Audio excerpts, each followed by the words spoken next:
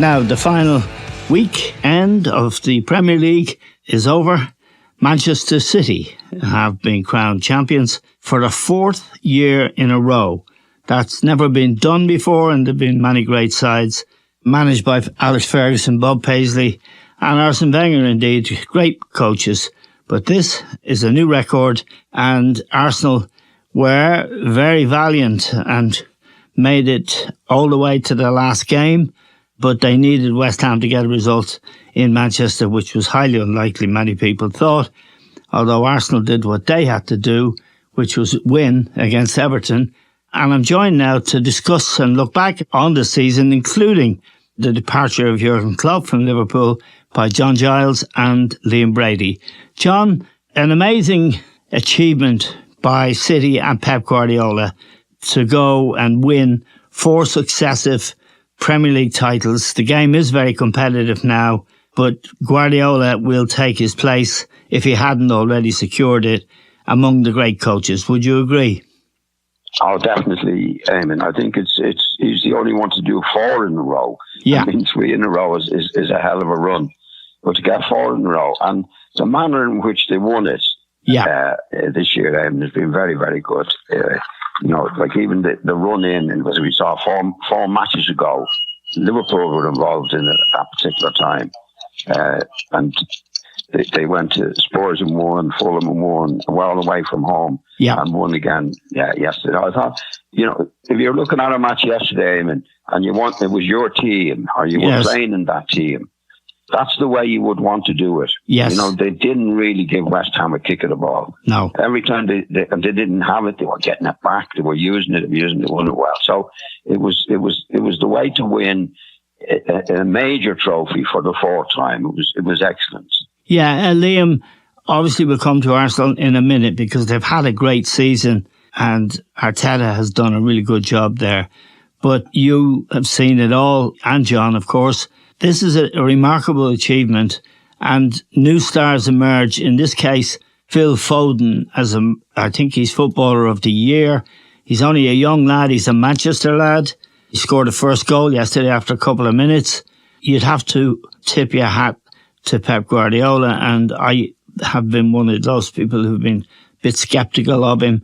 But this is an extraordinary record, isn't it? And as I say, Wenger, Ferguson, Paisley, all the great managers could not do this, and he's done it.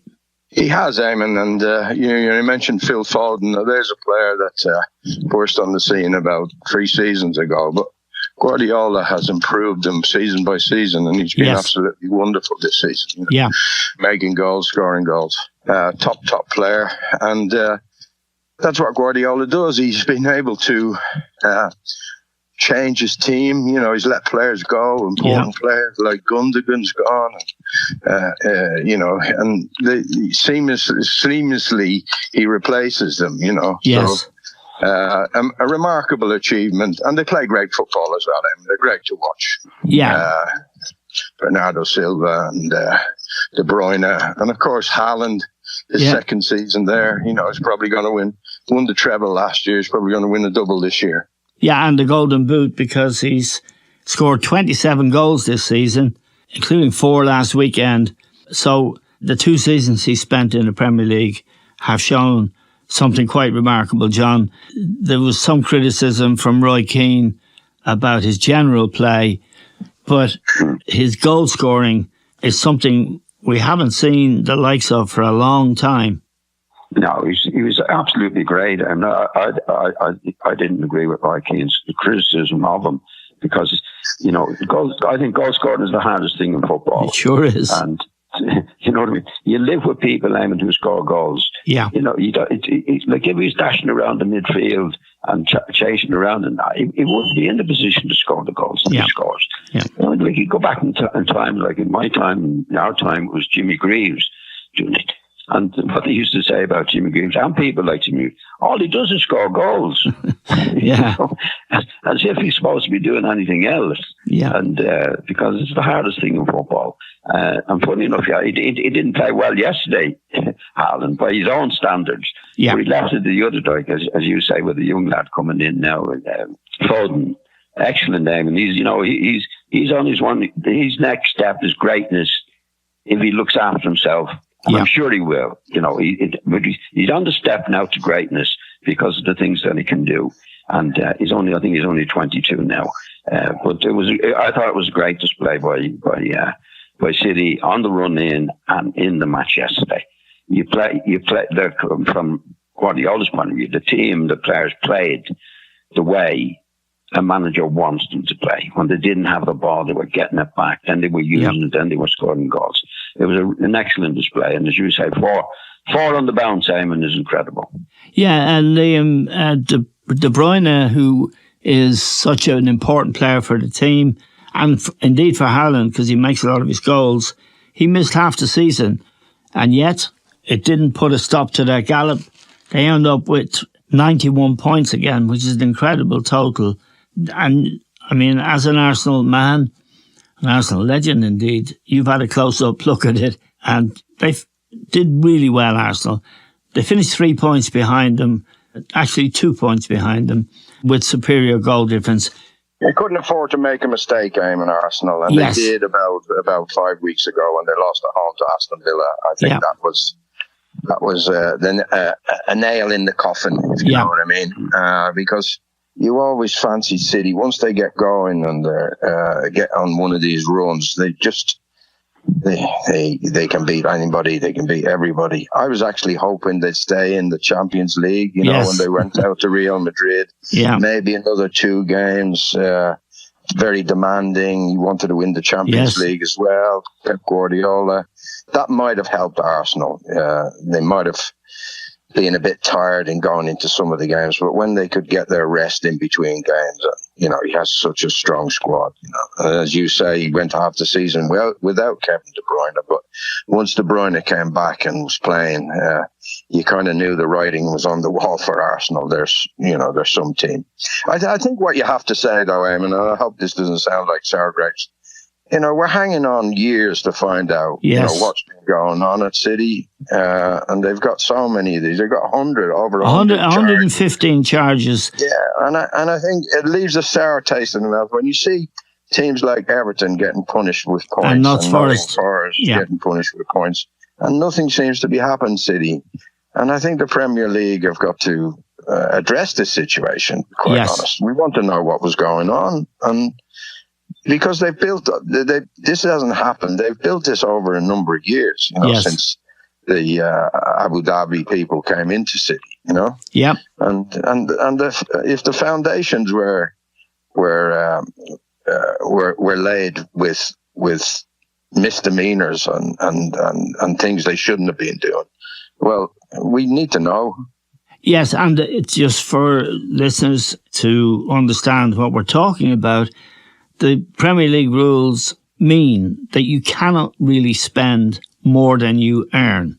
And that's why Everton were docked points and why Forest were docked points. And that is the charge levelled against Manchester City, that they spent more and over a long period of time than they've earned. And it's a very difficult charge to prove. But I think the question is, John, and Liam is right to address it, is the will there to find them guilty if they are guilty? Well, there should be. I mean, the rules are the rules. But you mentioned, Forest and Everton, the way they behaved. Yeah. They didn't hide anything. Well, not that you're supposed to hide anything, but the way they did it was just outrageously done. Yeah. I mean, the way City have done it. When we find out if there is a situation.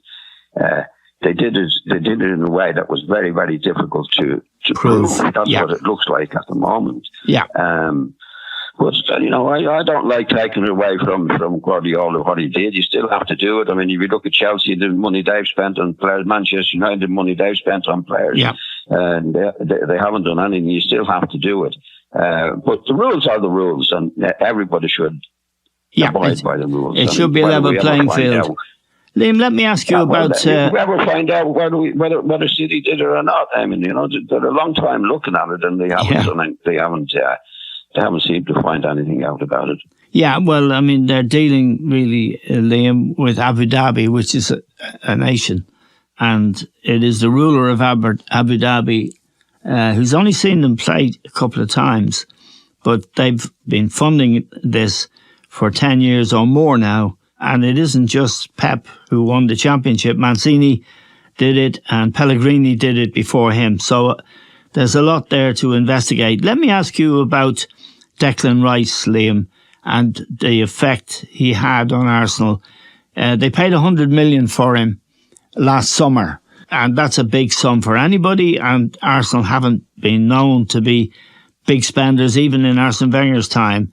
What do you think they got for their 100 million? Well, I think I spoke to you, a couple of months ago, Eamon, that he's brought a real discipline to the midfield. Yes. I think he covers the ground tremendously. He gives protection to the defence. Arsenal probably had the best record as regards conceding goals this year. And, Rice was a very important part of that. His enthusiasm and his determination, I think, rubbed off on a lot of the other players. And yes. I think he was probably the main reason why Arsenal ran City so close. He really had a tremendous season. And I think, Foden got the player of the year, as you say, and probably rightly so. But Rice couldn't have been too far behind. Yeah, and he would have been my player of the year, although I do see what Foden has. As John says, he's not far away from greatness. John, this is one of the things, Liam is right, they did have the best defensive record in the league. They only conceded 29 goals, which is pretty good. For example, yeah. Well, I mean, City, for example, conceded, I'm just doing my maths here, but in the 30s, 34 goals. You believe in Rice as well, don't you, John? I think he's a player who made the difference. And I agree with Liam that Phil Foden deserved to be player of the year, but there can't have been much in it because Rice would have been my player of the year. Yeah, well, I think he made a big difference to Arsenal. I mean, I think the way he plays, as Liam said, covers the ground. I think that's his main thing. He's not a maestro in the middle of the field, but he does things that's very, very valuable to the team. Yeah, he covers the ground. He reads the game very well.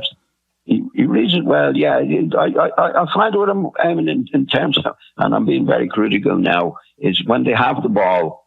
I think sometimes he gets a little bit too far ahead of the ball. Yeah, to dictate the play in the midfield, but he detects it in a different way. In that when the opposition have the ball, he covers the ground well. He wins the ball very well. He doesn't give the ball away. He doesn't make miraculous passes. But he is that type of player. He's great strength. He reads it well. He covers the ground well. He gets the ball back for the Arsenal players. So it's been a big asset to Arsenal this season. There's no doubt about it. Yeah, Liam, I mean, Arsenal now seem to be where Liverpool were for a long time, just behind City, a point or two either way. I think Liverpool finished second to them 4 times over the last few years, over the Klopp era at Liverpool. Arsenal just need to take the next step, don't they? Well, we could do with someone who's going to get you 20-odd goals a year, Eamon. We haven't got anyone. The goals are being shared around by most of the forward line. Like Havertz chipped in. Havertz had a good second half of the season, scored a lot of goals. Saka scores goals. Yes. Odegaard gets goals. And Martinelli and Trossard. But you kind of need somebody who's going to get you 25 a year guaranteed, And I think that situation has to be addressed. We have no real centre forward. We've been playing Jesus there. Havertz has sometimes played up there. But you need that focal point who's going to get you the goals, the man in the box. And I think that's what maybe Arteta will be concerned about, and he'll be looking to address the next season. Right. Just to stay with you, Liam, the departure of Jurgen Klopp from Liverpool is a big deal because he brought such quality, his enthusiasm, his love for Liverpool as a club, his understanding of it as a club. And of course, he blooded players like Trent Alexander-Arnold and others, young players who are very good players. as well as bringing Virgil van Dijk into the club, which was a big move. I don't know if either of you, I'll ask you first, Liam, looked at the celebrations at Anfield after the game. It was remarkable, the sort of bond between the Kop and the Liverpool fans and the team, and most of all, the bond between Klopp and the fans. Yeah, he was the right fit, the kind of person that Liverpool needed, to come in to get the club going again. I think one of the strongest statements that Klopp made early doors is, why are the fans leaving 10 minutes from the end? He stood up to them and he said, this is not on. This is Liverpool. You're leaving 10 minutes from the end. That's when we need you most, And I think the fans bought into his personality, and he was tremendous. And not only that, he played great football, great, Salah and Mane and people like that, great players. And it's sad to see him go, but the man probably needs a rest, It's incessant, isn't it, that pressure? Yeah. And he probably needs a break, but certainly a great fit for Liverpool, and the Premier League will miss him. Yes. John, you're a good sniffer out of bullshit. There's no bullshit about Klopp. I think that relationship he has with his players, two of the big stars breaking down in tears yesterday, and with the fans, I think it was real. Do you? Oh, definitely. It made a difference. Well, first of all, he was very, very successful. Yes. And had a good bond, and that helps with the bond with the players, obviously, and the supporters. Yeah. So they were made for each other. They were a great match, and he's been there for almost 8.5 years. And it's actually very, very more than encouraging to see that a crowd, like they were yesterday at Anfield, with the emotion and the send-off, was brilliant. How many times do you see managers, really good, some really very good managers, treated dreadfully by the club? Yeah. Some clubs. Don't you get? And it's very seldom. And how long is it since we've seen the manager have a departure like that yesterday? No, I can't ever remember anyone having what we saw yesterday in terms of the passion, emotion. Obviously, when Alex Ferguson left Manchester United, there was deep respect for him, and United fans loved him. But it was a different... Shankly-esque, I thought, a bit like when Bill Shankly retired from Liverpool, Exactly. The emotion was tremendous, Yeah, and they are... But listen, Eamon, I'm on the first tee. I'm being called. Okay. Well, I tell you what, and good luck in the Seniors Championship, which we know you're playing in. Okay, Liam. It's been great talking to you, and it was a great season, and I'm glad Arsenal... made it go to the last day. Yeah, anyway. And don't think about the out of bounds, Liam. Keep it down the middle, Liam. Down the fairway, John. That's what you got to do. Only on the stand could you get a professional golfer to talk about soccer. John, he's off. He's off to try and emulate Xander Schauffele, who won the USPGA, his first major title last night. Just let me ask you, John, in general, about something that I've observed. There are obviously things, there's going to be a vote on VAR. Wolves have proposed it, that they abolish VAR. If I had a vote, I would vote with Wolves for it. I wonder how you'd vote. Well, it's amazing. I read in the paper, I think it was yesterday, Eamon. It was put to supporters. Yeah, there was only 1,000 in that sample by, I think it was the Daily Mail, that they polled 1,000 people, and more people than not wanted to keep it. But it was a small sample. I'm talking to you as a professional, a former professional.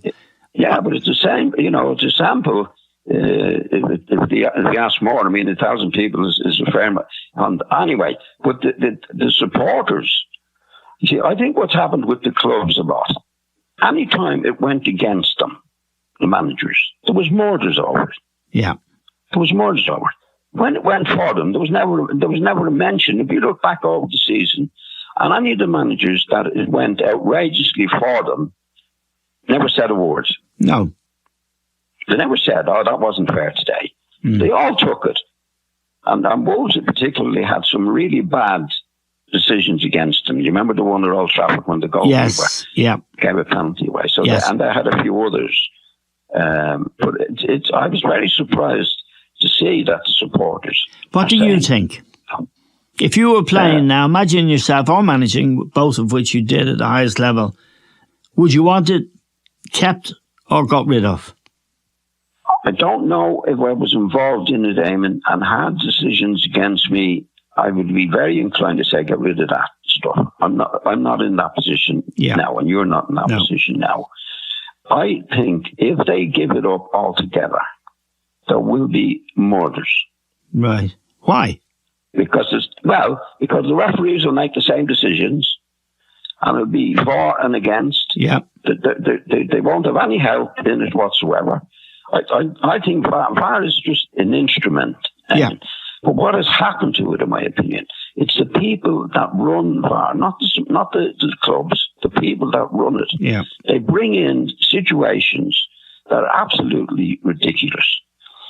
Do you remember last year, or was it during this year, where they changed the offside rule? Yes. Right, where they said the centre forward, like in our day, if the ball was spread forward, the centre forward was offside, it was whistled offside. Yeah.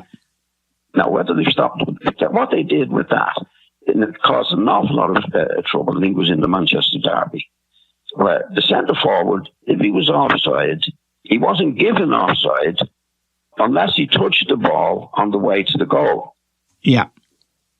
Do you remember that? I do. I mean, this is total nonsense. Yeah. Right? If you're standing offside, you're interfering with play in the old rules. But if you're offside, if you're on the pitch and you're offside, you're offside. They said, no, he's not offside unless he touches the ball on the way to the goal. Yeah. Well, how can you bring that in? How can anybody bring stupid thing like that in? That had nothing to do with the press. That was with the people up in the box or whoever making the rules.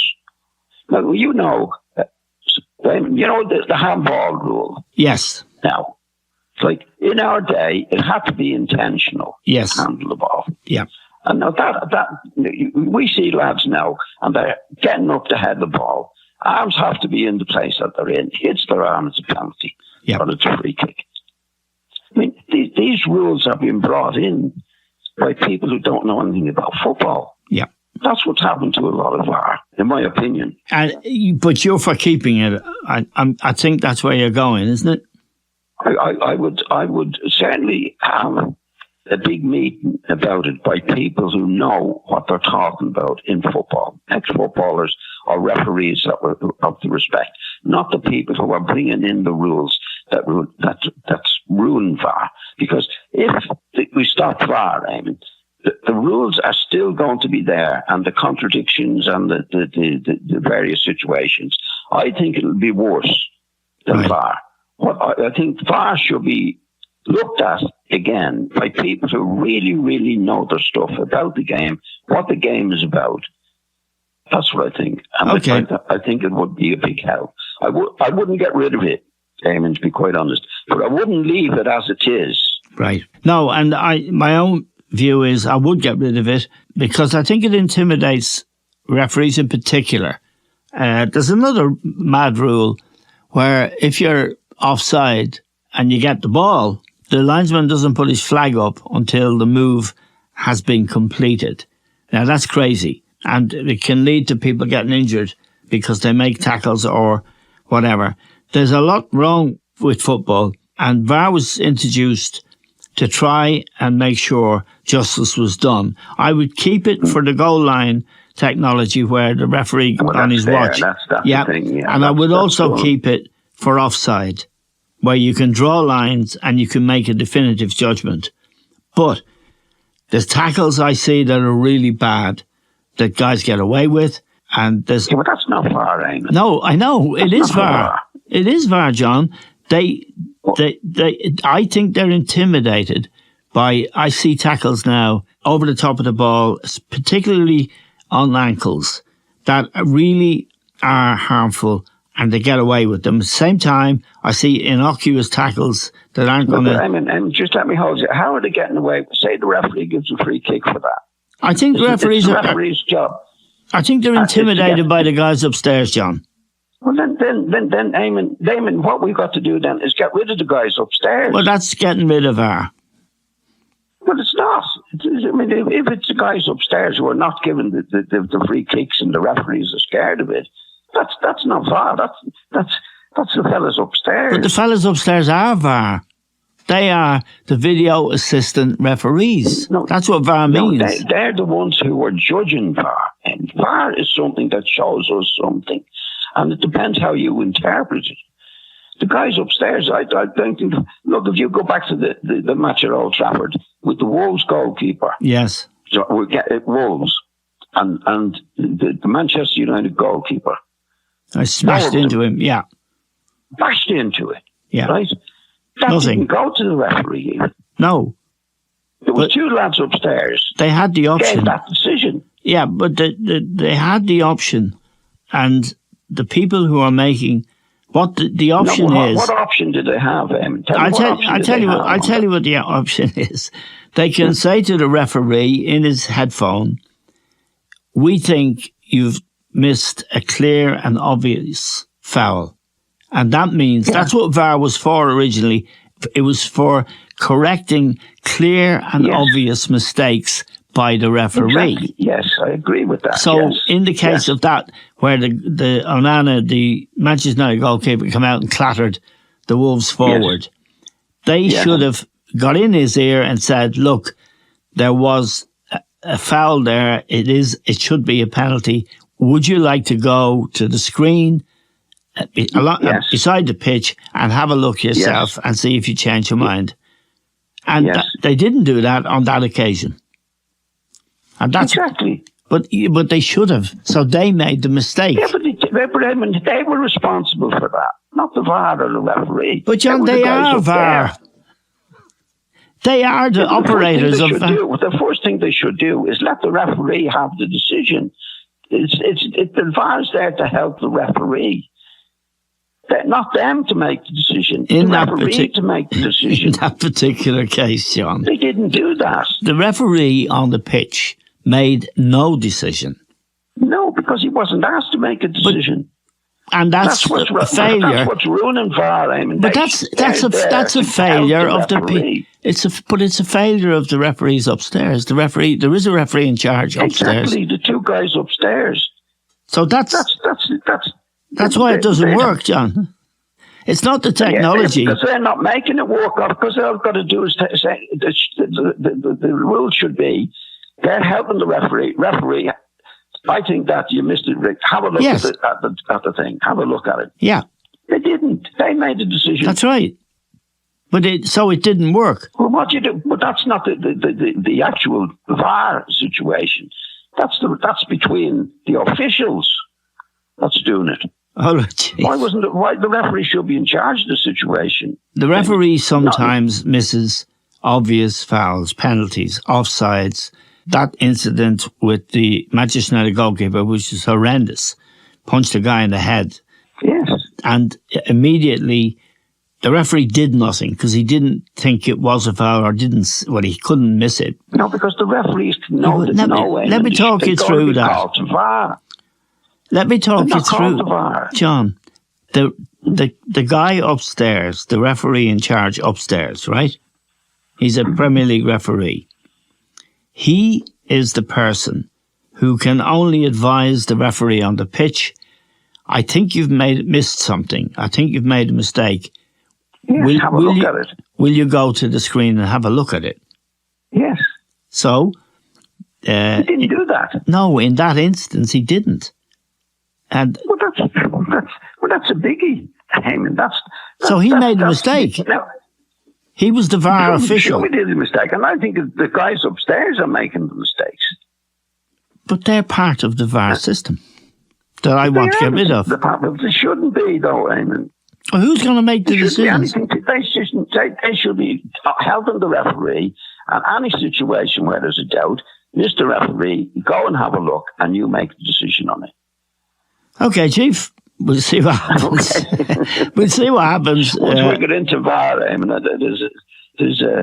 there's a lot to be said for it, and there's a lot not to be said for it. And I think VAR has been badly run, really badly run. The only person made a mess of it. that we know who was against it from the beginning is Didi Hammam. Didi said it wouldn't work, and he's been proved right, in my opinion.